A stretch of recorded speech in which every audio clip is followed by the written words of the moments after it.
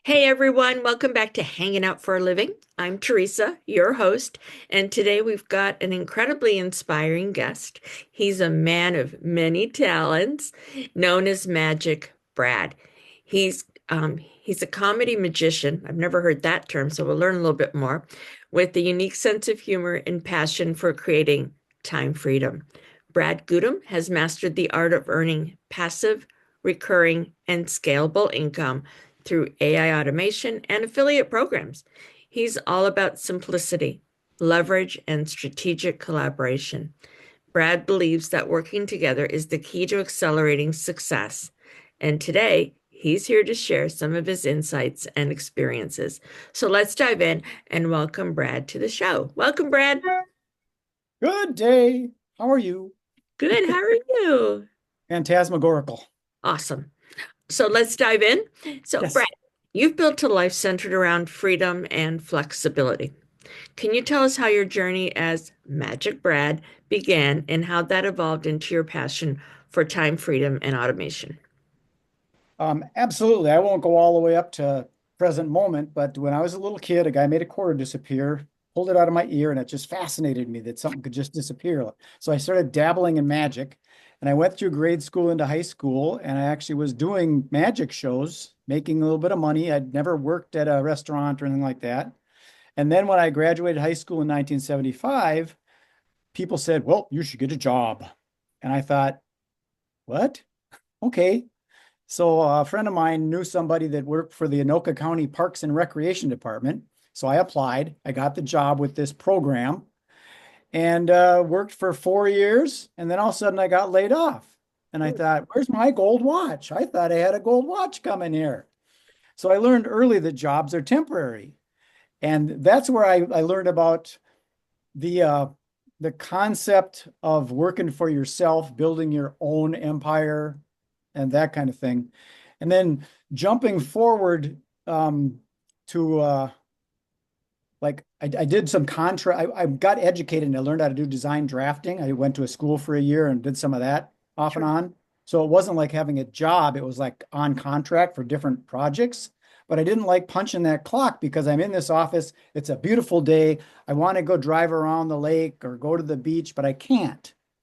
So I decided to schedule my life around freedom. That's one of my biggest values is the ability to go where I want, when I want, whenever I want, with whoever I want at any time. Kind of like in this situation, I didn't have to cancel on you to be with my live stream people that I've Yeah, got watching me, and I didn't have to cancel them to be with you.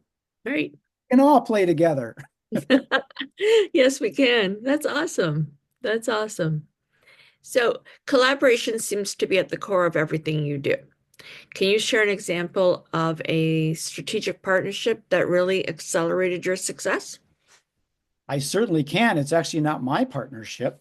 It was my parents. My parents collaborated, and then I was born. So The I best think that partnership. the concept of competition is a myth. It works in sports because there's a goal and a deadline, a timeline, but it doesn't work in business because we don't have any deadline or timeline. So I know some people can be inspired by competition, but it's so much easier to collaborate. And have you ever played that game where you link your fingers together and you thumb wrestle? Oh, yeah. You know how much faster it goes when you just collaborate with each other? Yeah, exactly. So if a person can collaborate going to the same direction instead of fighting, going upstream and trying to go around rocks, Sure. if you just kind of go with the flow and go in the same direction and have other people jump in the canoe with you and help row, pretty soon you got the big long boat. So I think collaboration is an accelerated way to success. And it's definitely something that's not in people's heads. Our duality brains, obviously, they think of, the good and the bad, the Right. struggle and the ease. So they think, oh, if it's not easy, then I must be struggling. No, you're still moving along. You're just Right. not moving as fast as you want to. So you got to figure out how to accelerate that. And the way to do it is with collaborating with other people. Exactly. Many years ago, a very wise gentleman told me I was very early on in my sales career and sitting in the office. And he said to me, "Hey, T, There's no customers in the office. So get out, go out. And, and from there came all the rest of it. But definitely collaboration over competition any day of the week. So, Brad, you also talk a lot about creating multiple streams of income. For someone just starting out, what's the first step you'd recommend to begin building passive and scalable income? Well, early on, I was in existence before the internet came along, and it was different kinds of things back then, but I always like to simplify things as much as I possibly can. But nowadays with the internet, there's these affiliate model things. And some people think the affiliate program, well, that's one of those network marketing MLM scams and all that. But it's not. All it is it's the middleman between a product and a prospect. It's just you're the bridge between that customer. So the recurring thing happens when you promote something like a software product or a membership type product, because usually the commissions are recurring. Yes. And you can build on top of that so you can scale it up. The more sales you make and more users you find, more subscribers, more members, you have more money. And the passive part of it is this internet thing that's working 24/7.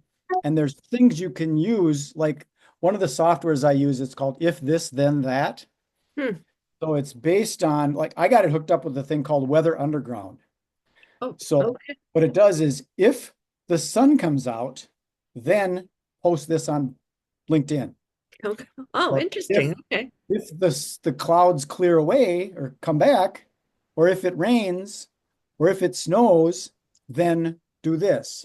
So that's working for me, and I'm not doing nothing. It's just hooked up doing its thing. And some people think, "Oh, you're so busy," but I'm not. I just wait for the sun to come up in the morning. It does it by itself. It, So after the passive stuff and the simplified, something like that, you can't put too many cogs in the machine right. because then if one cog breaks, then the machine don't work. Yeah, I think those companies, you and I are part of one together, Mailbox Power, and that is one of those membership platforms, and that that makes life so much easier. It's again goes along with simplifying things rather than making them difficult.